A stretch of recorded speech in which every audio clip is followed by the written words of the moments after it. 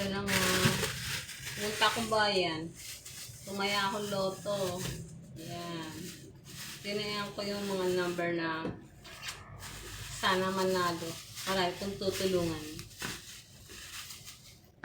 Marami kong tutulungan aso, tao. Ayan. Gusto ko. May tutulungan ako. Mga may sakit. Ayan. Gusto ko silang tulungan. Kaya tumataya ako sa loto. Ito nakabila ako ng kamatis. 20. Mag-aaras Valenciana ako. Pero lutuin ko muna yung ulam. Bayabas. Ikili-kili. Ayan.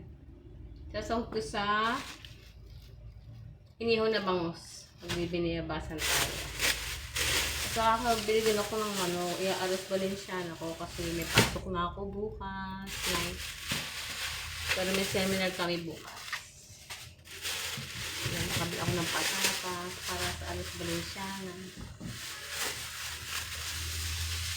Yan. Gamitin natin sa aros Valenciana. Ito sa manok. Yan. Pero unahin muna siyempre natin yung iulam. Okay.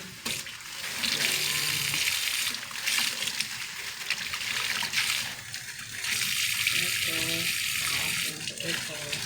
Niluluto pa naman yung bangus na inihaw. Kaluto nun, mabilis na lang to. Mabilis na mga maluto ang sitaw at saka okra. Saan ba yun? Bumili din ako ng asin.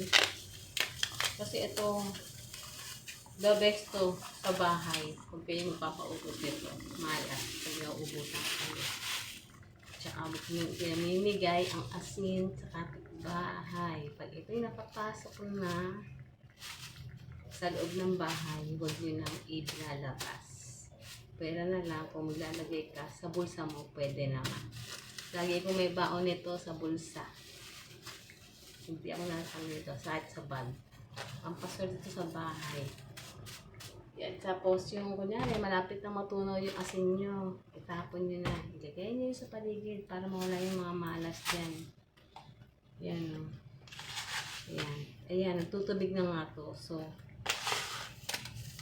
tapon ko na to sa labas. Isasabog ko. Kasi pag daw yung asin natutunaw, paubos ang pera.